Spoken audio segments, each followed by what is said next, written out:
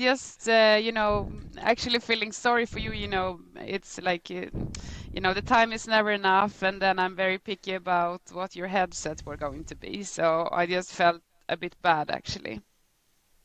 No problem, no problem at all. Okay, but I love the topic that you suggested in our LinkedIn chat. And will have some other questions that you have seen before, but it is an after work. After work, we can have a dialogue. You can ask me questions.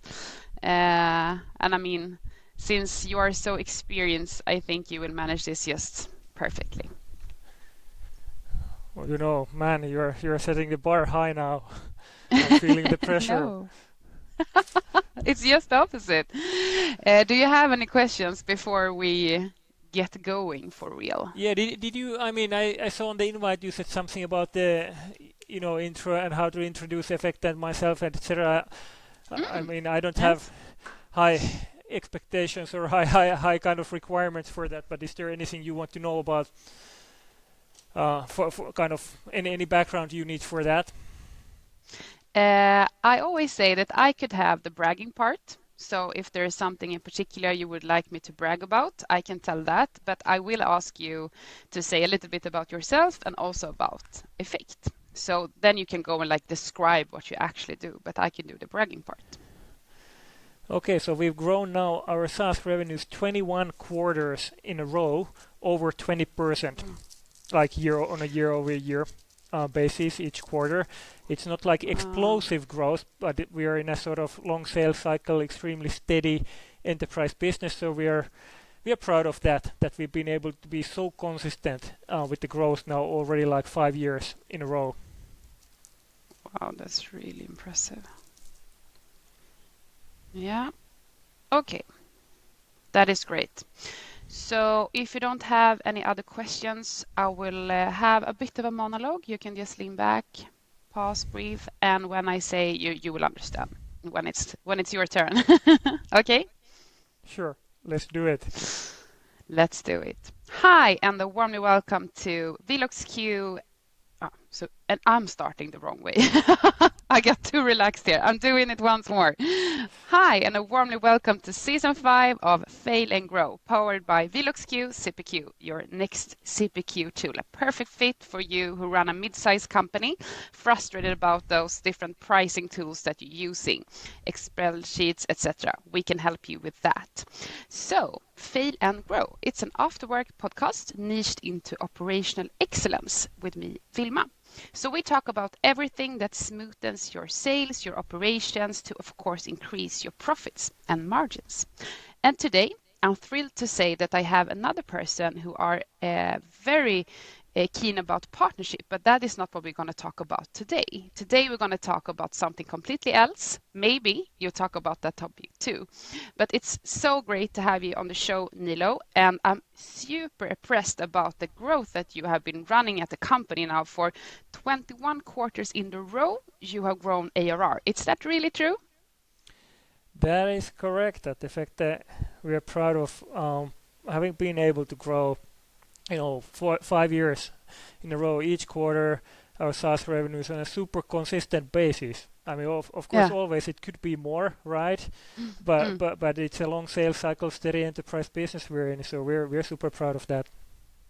I can really understand that. And can you tell us a little bit more about yourself? I mean, you've been at Microsoft for 10 years. You've been running and selling a startup. You've now been a CEO for almost 5 years at this public company. Um, who are you and why should you buy Effect? That may be that question I should say. Yeah, well, many questions there, Wilma. So Yeah. let's start with the who am I part. That's the fundamental question in life. So I'm an entrepreneur by heart, and also a little bit of a techie, and that's how I started as a programmer. Got into programming as a schoolboy already, and then founded my first startup right out of high school, web content management startup, which we then sold after a few years. Ended up working for Microsoft, which was fantastic experience in many ways. Mm. To see the whole cloud revolution from Redmond, and now more recently last 4-5 years CEO of Efecte. Wonderful. That's an impressive career, one must say. And Efecte, who are what are your ICP and when should one buy Efecte? Well, the way we see ourselves is as the European alternative to the global Goliaths in the service Mm. management space. So, I mean, the service management software industry, as most of the software industries, is dominated by the American and Asian players, and we are on a mission to build a super strong European alternative for them, and on a good track to achieve that. And our software essentially helps people run their internal business processes more efficiently. You know, the classic use case is IT service management, so taking care of IT support tickets, IT asset management. But Mm. in recent years, customers have expanded the use of our platform into so many different areas, from HR processes to finance to facilities management, etc. And we're targeting Mm. the mid-market, so Mm. European mid-sized organizations, 500 to 10,000 employees, Mm. revenues of say 100 million to a few billion. That would be our sweet spot. But we do have customers who are larger. We have customers who are smaller, but that's the sweet spot. Mm. Great. And we will jump into the real topic soon. But before that, I would like to know if we're actually going to meet. We have tried it several times to meet in for real, but there come a pandemic, and then I was pregnant, and now I'm in a different country than you. But if we were to meet up for real and after work, what should I buy to you and pour in your glass? What do you prefer to drink on the after work? Well, oh wow, in that setting, I would probably go for a beer or a gin and tonic. Though that said, after work for me typically is driving the kids to ice hockey or basketball, or doing a little bit of sports of my own. So in that sense, it would be a glass of water, but Water. Yeah. but once we meet, I definitely can do a beer or gin and tonic. Looking forward for that, and that's an honor. Well, great. And I'm also a bit curious about your funniest work-related fuck up that you want to share with us today. Oh well, there would be so many. I Tell could me write about it. write a book about it, but let me see. Well, maybe I'll share kind of personal development related one. So it's about 10 years ago, 10, 11 years ago. I got offered a job in Redmond and moved from Finland to the US. And of course, it's a big transition, right? It's a Mm. different culture. People from different parts of the world gather there, and everybody's super smart and fast and everything. And I was wondering. I mean, I always got into these big meetings.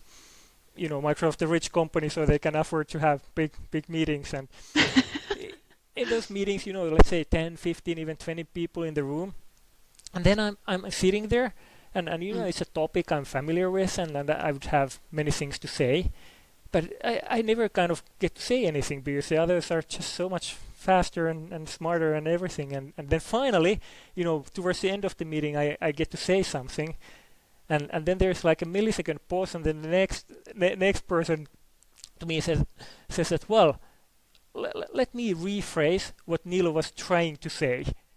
And I'm like, oh, geez, I'm doing something wrong here. And look, it took. I think the biggest fuck up, as you called it, from a personal point of view, was that it took me probably a year or even 18 months before I somehow adjusted and learned how to do it. But it was definitely a struggle in the beginning to learn the way to communicate. And if I would be better, I probably would have adjusted a little bit faster. But in that sense, I definitely wasted a lot of time in the beginning there. Oh, thank you for sharing. And I wouldn't say maybe so.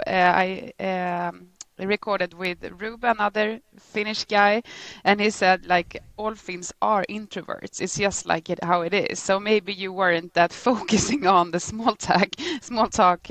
I mean, you were doing business maybe, not talking about how you should pronounce something of your private life to other Yeah, people. sure, but that's look, Embracing the American culture. yeah, sure. It's it's a kind of way to look at it, but the honest perspective on it is that I just learned so much in terms of how to communicate directly and to the point, and be able to summarize your view in an understandable way in a limited amount of time. The people over there Wow. do that extremely well, and I don't think I can hide behind the I'm just Finnish and introvert thing. Okay, well, that is a very valuable lesson to have. I mean, to have that kind of skill set. So impressive, and thank you for sharing. Thank you so much. And now we're going to talk about the real stuff. We're going to talk about the framework of how you make it happen of operational experience and excellence. So how you really put that into what I assume your company culture and the process and everything. And I'm of course curious about what we're going to learn today. But what was it that got you to choose this topic? Is there something that is extra passionate by heart for you?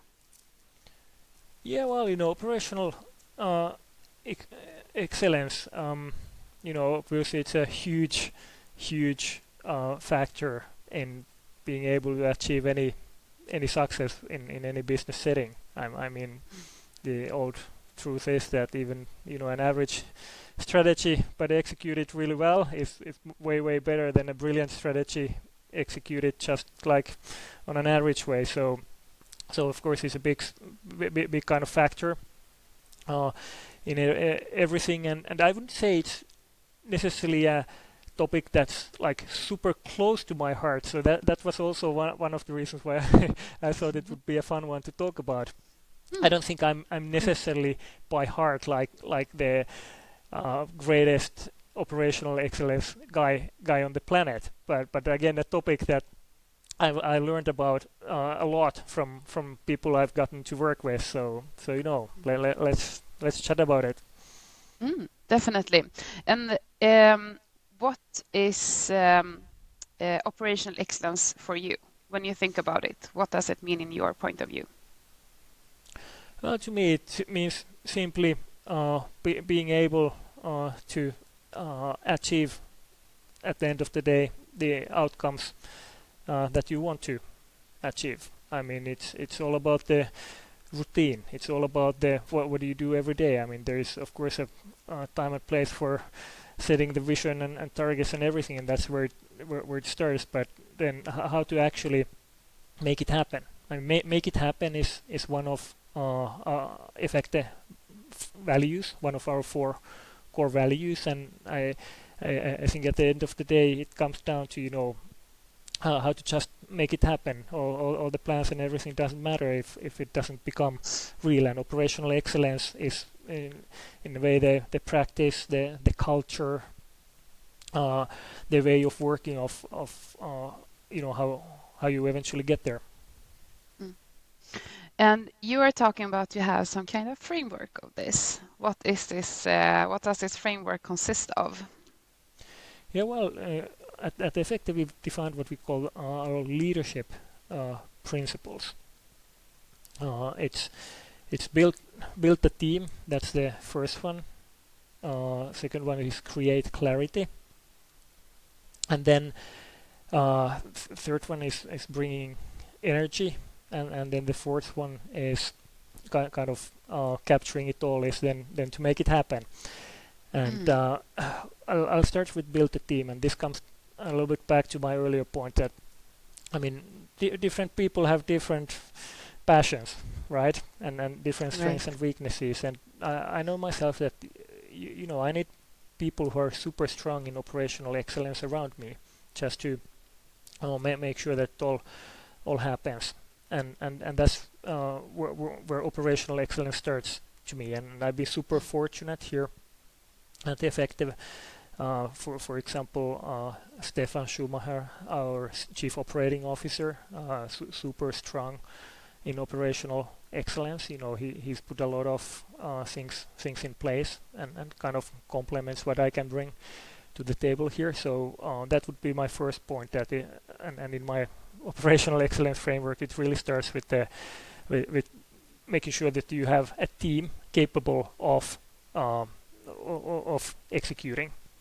Mm.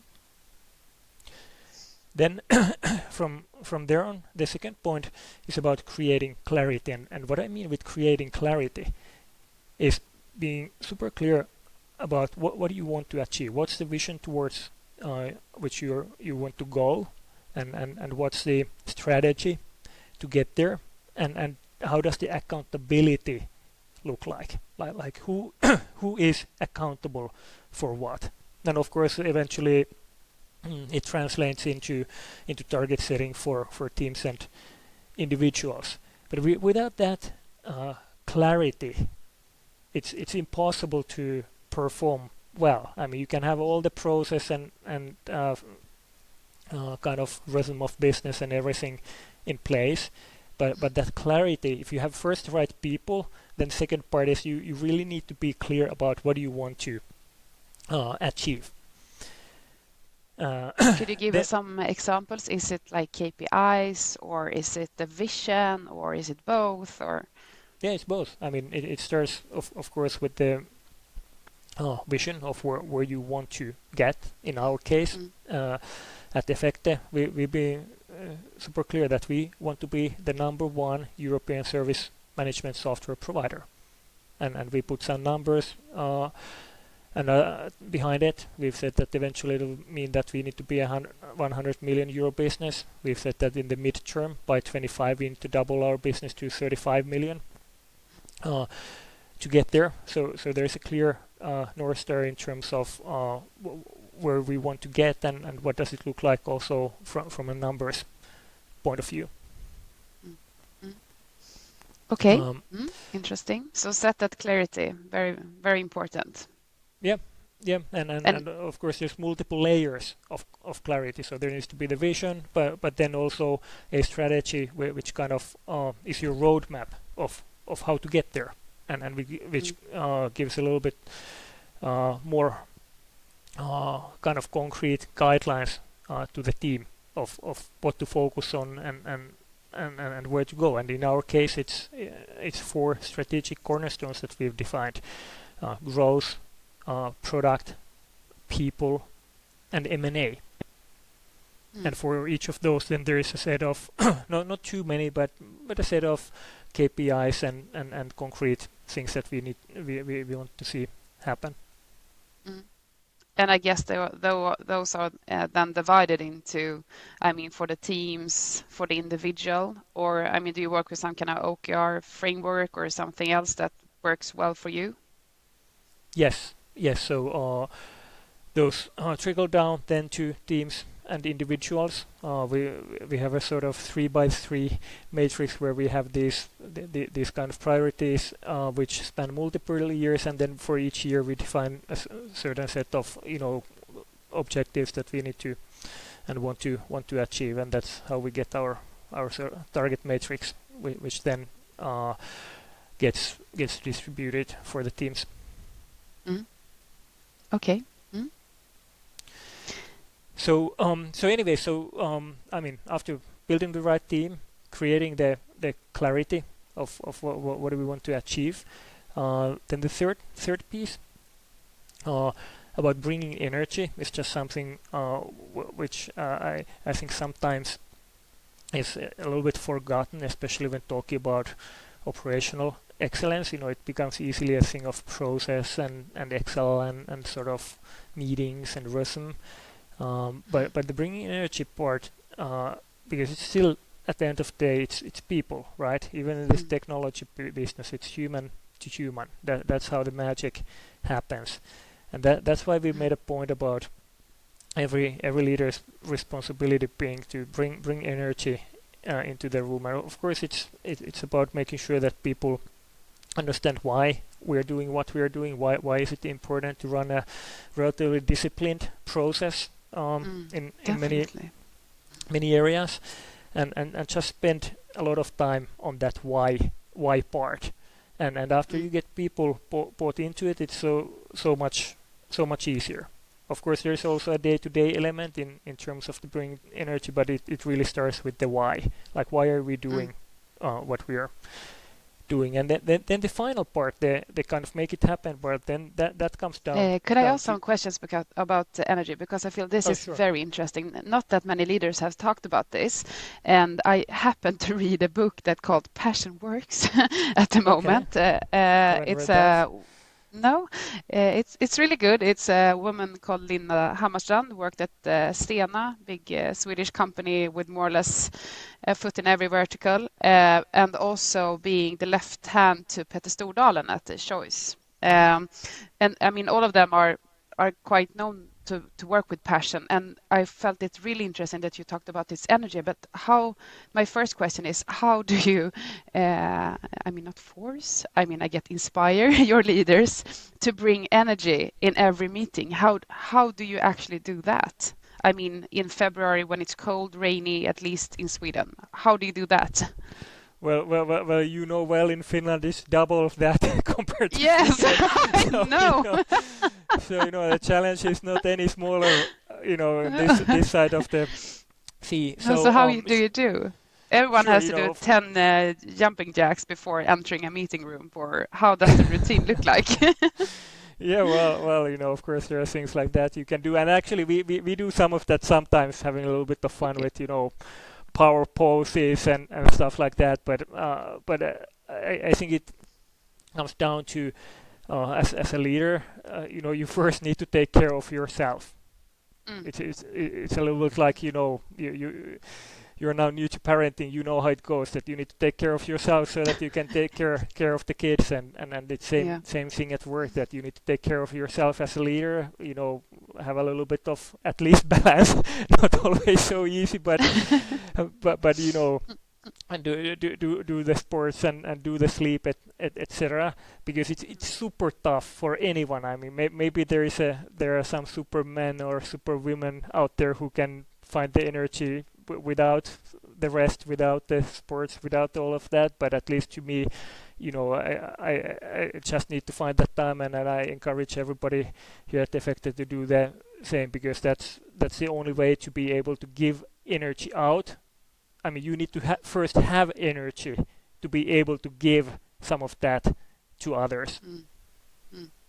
Definitely. Okay, very interesting. So you encourage the leaders, and I guess also all of your colleagues, to work with yourself and to take responsibility for yourself and your energy, or? Absolutely. Okay, so entering that room, do you have any kind of routines that you follow to ensure that this energy actually is something that you remind each other of, or is it just in the walls, like in the culture? Yeah, I think the culture is super important. Of course, you have some things which I don't believe in starting like every meeting with huge rah. But we have some traditions like a few weeks back, we gathered for our annual company kickoff. We've had this tradition of bringing everybody once a year together. This year we gathered after a little bit of a break due to the pandemic and everything. We gathered in Poland, where we acquired a company last year. So it was super cool to be able to be there on site. We brought all our 200 people over to the beautiful city of Lublin, and then spent a few days there aligning on our strategy and plan for this year.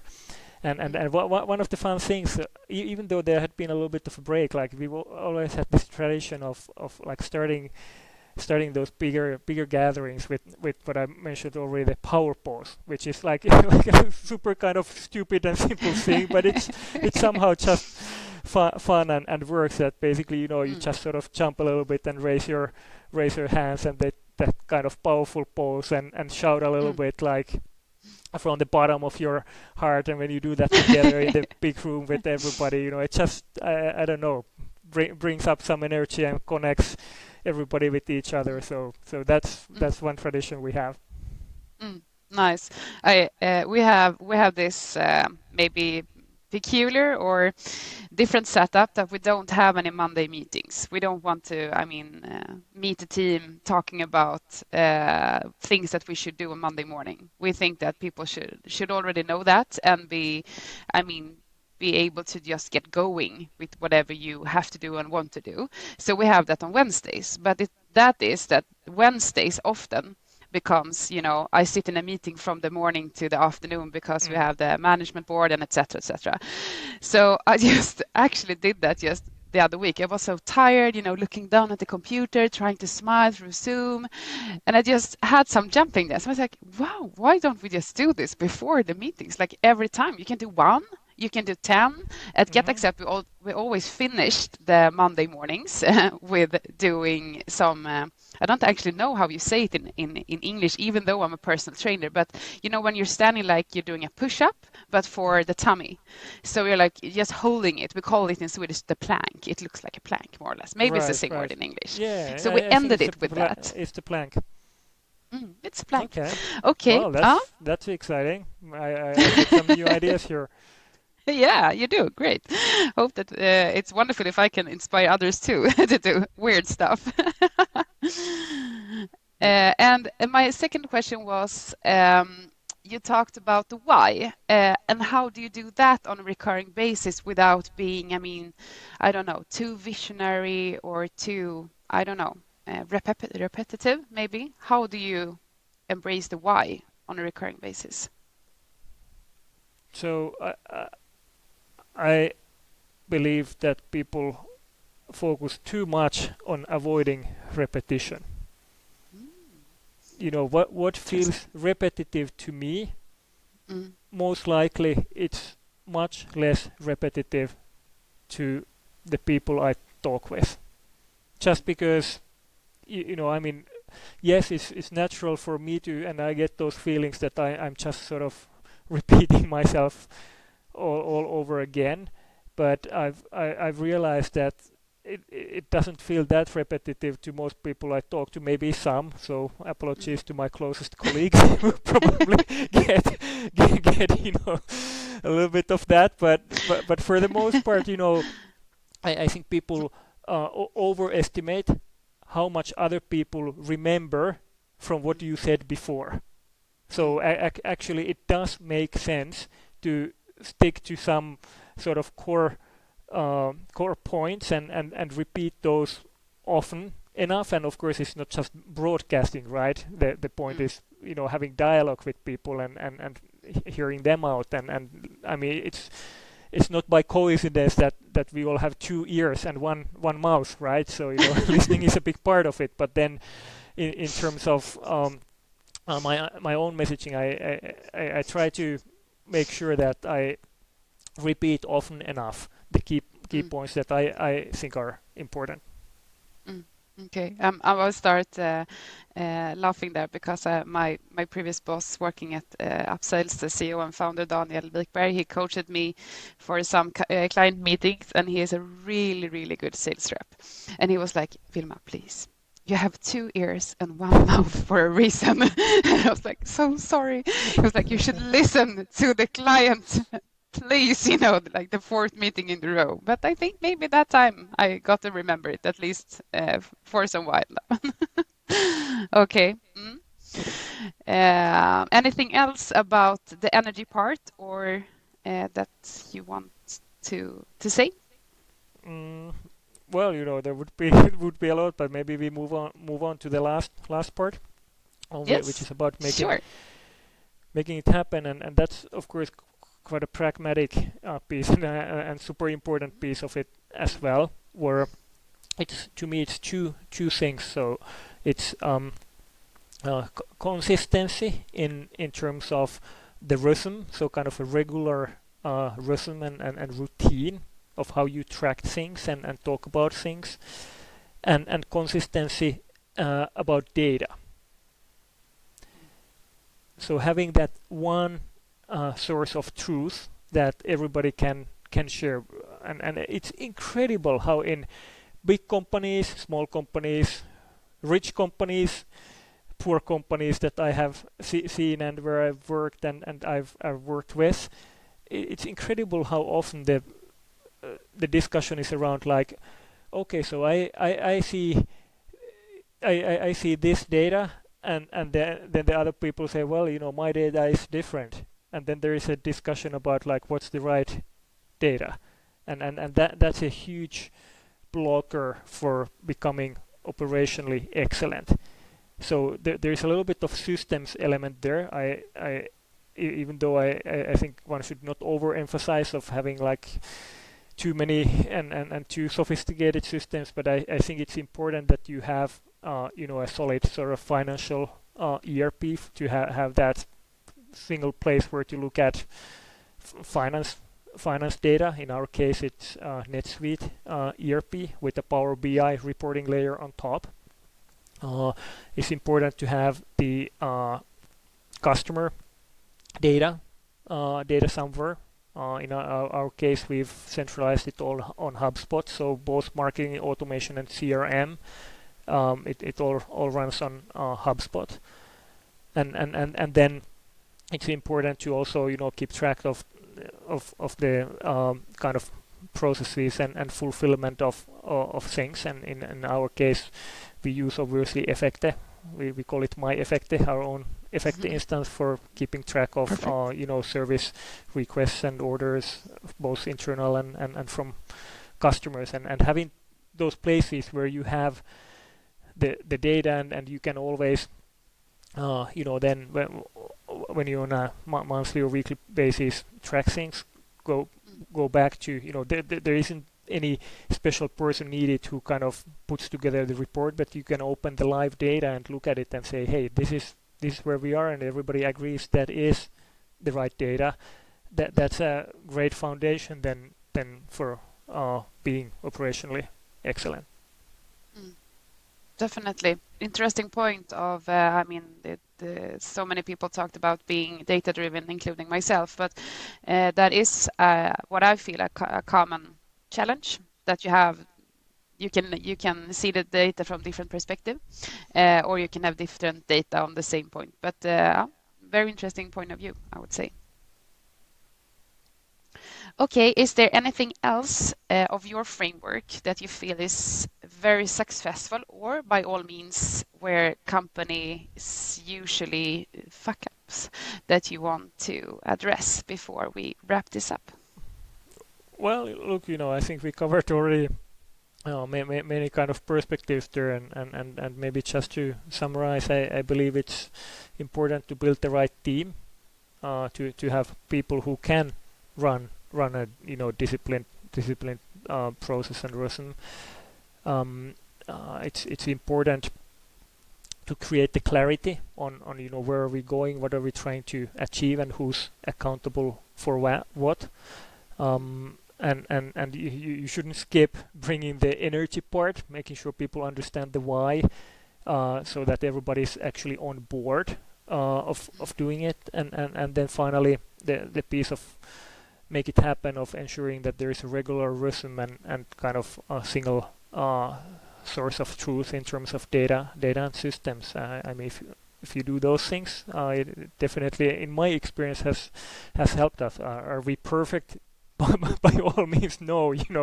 There's so much room for improvement still, but those fundamentals have helped us a lot. Great. Thank you for sharing. And when we first met, we both joined a panel discussion for SaaS Nordic and their SaaSiest event. And afterwards, you sent me a hat with Efecte on that I proudly wear. And I will wear it even more now because I really enjoyed this podcast. It's so many learnings in this. So thank you so much for sharing, and thank you for that hat. Very nice of you. Okay, fantastic. Glad that you love it. Thanks very much. So some final, hopefully easy questions. First of all, I'm curious about who do you get most inspired by regarding this topic? Is there someone in particular, some colleague, someone out there, some author? Maybe I just go back to what I said earlier. Stefan, my close colleague here and friend, CEO of Efecte, I admire him for what he does in terms of operational excellence. So definitely look up to him on that. Cool. Maybe I should invite him in the podcast. Yeah, why not? Why I'm sure he not? would love to. Wonderful.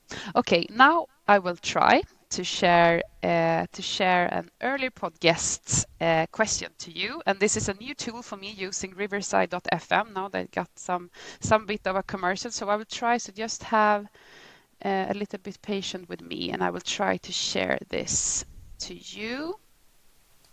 And give me a thumbs up if you can hear it.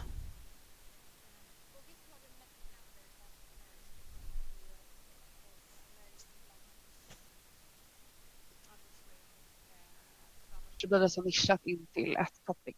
Men jag It's soon gonna get. Do you hear? I mean, du kan ju Yeah, I se. do hear it. A Yeah, little bit it's soon unclear, in but English. I hear it. It's Yeah. soon in.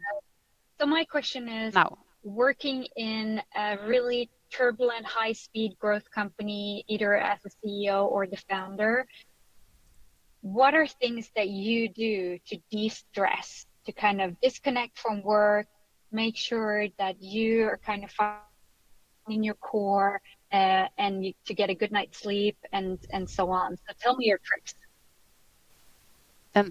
And that was from Hannah Meiton. She is the CEO and the co-founder of Ampli, the VC company. Okay, awesome.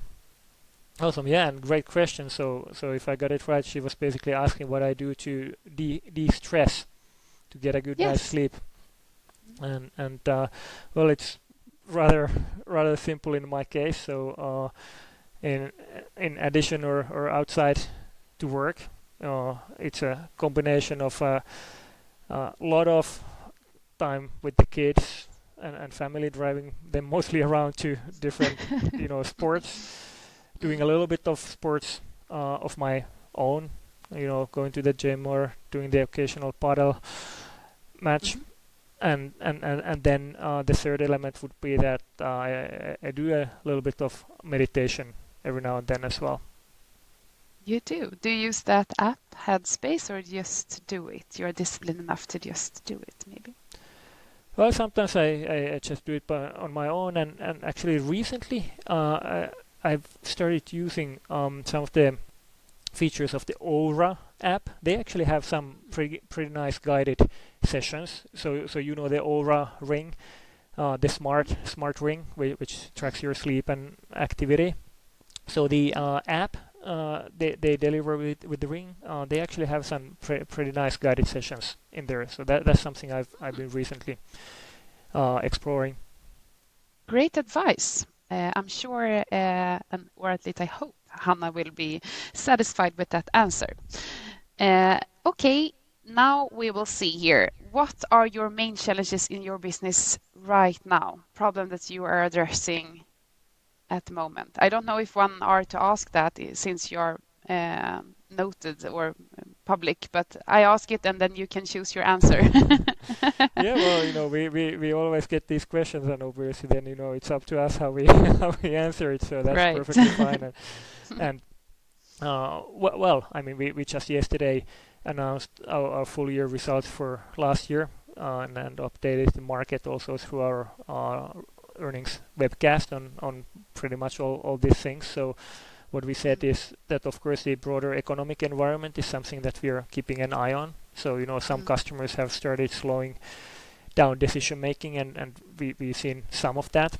It's a little bit of mixed bag, though, that there are some industries, some countries where it's less and some where it's more. We already earlier decided last year to focus a little bit more on the public sector, because we saw that demand is strong over there.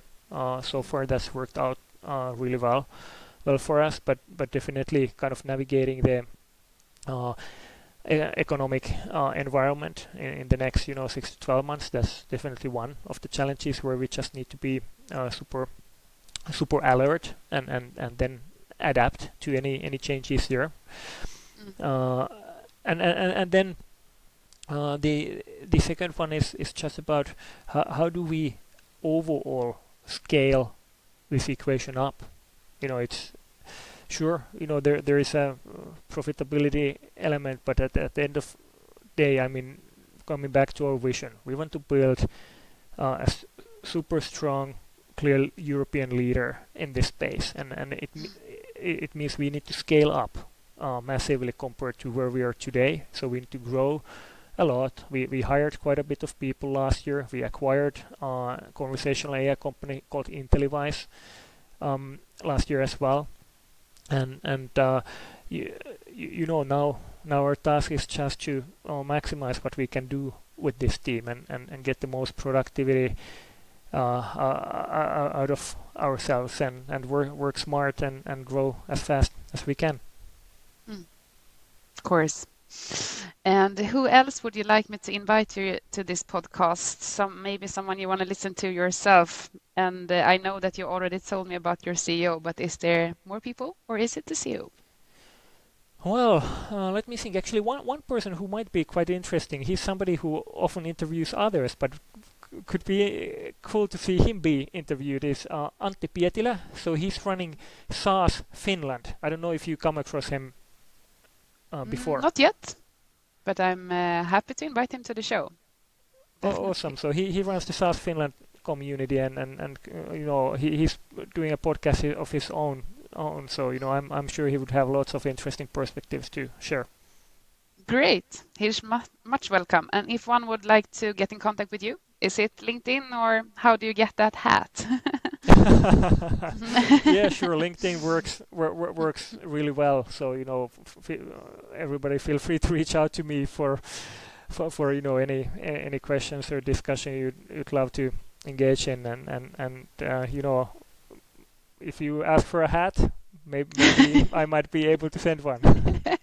Maybe your dream can come true. Oh, that is great. So when you are maybe in the car, driving your kids back and forth to different sports, having that water next to you, and this song comes up on the radio and makes you smile and think this was a really good week. Which song are we listening to? I'm tempted to now pick the song that we just selected to send to Eurovision. It's really weird song, but I think because it's so weird, it might be able to actually perform there. It's Cha Cha Cha by Käärijä, but I would say maybe something that's more sort of long term brings the smile on my face is Can't Hold Us by Macklemore, and there are two reasons for that. So one is that the guy is from Seattle, where I used to spend five years and really loved it there. So it brings back good memories, and I think that message, kind of the feeling can't hold us. It's super relevant and sort of resonates with me, and also something that we embrace here at Efecte. Wonderful. Wonderful. Thank you so much, Niilo, for joining Fail and Grow. It was a true pleasure. My pleasure. Thanks, Vilma. Great. And now, if you have a question to someone else, you can just say your name and the company, and then your question. And I just want to say I love this recording. Thank you so much. Oh, thank you. It was super fun. So hope it's gonna be useful for your listeners as well. I'm sure of that. So okay, a question. Let me think. What would I want to have somebody later on answer to? Sorry. I'm trying to think this is always super hard to me to be original, but I'm trying to think of something that would be a little bit more exciting than what do you do after work, or or how do you think about growth, or that kind of. So let me try think about. Okay, so I got one. So tell me your name, the company, and then your question. So hey, this is Niilo Fredrikson, CEO of Efecte, and my question is, what do people and culture mean to you in the context of growing a successful SaaS business? Very good. Very interesting question. Looking forward to giving that to someone who will have a hopefully very good answer to it. But by the way, what was the name again of the lady whose question I answered? Hannah Meiton. I can send How you do you? her. Yeah, maybe you can send the name. I'll ping her on Yeah, it's LinkedIn. Hannah with an H in the end, so it's a little bit. I Okay. will send it right over to you. She's actually her podcast will be released next week. Okay, Hannah Meiton, Uh, co-founder at like Ampli Ventures. this. Right. Okay, She awesome. I seems found like her. a Thank really you. nice lady and have interesting point of views, I feel. She talks about how the CEO maximize the use of the board, but I guess you're already a pro of that. But otherwise, maybe you can fetch some learnings from her next week. Sorry, say it again. So what is she talking about? How the CEO maximize the value of the board. So like how you can improve and get the most of your board work. Okay, cool. I learned a lot. But I'm Great. not that experienced within that. But thank you so much, Niilo. I will let you go fetch the rest of your day with some smile on your lips, I hope. I definitely will. Thanks so much, Wilma. It was a Take pleasure. care. It was a true Cheers. pleasure. Thank you so much. Bye bye.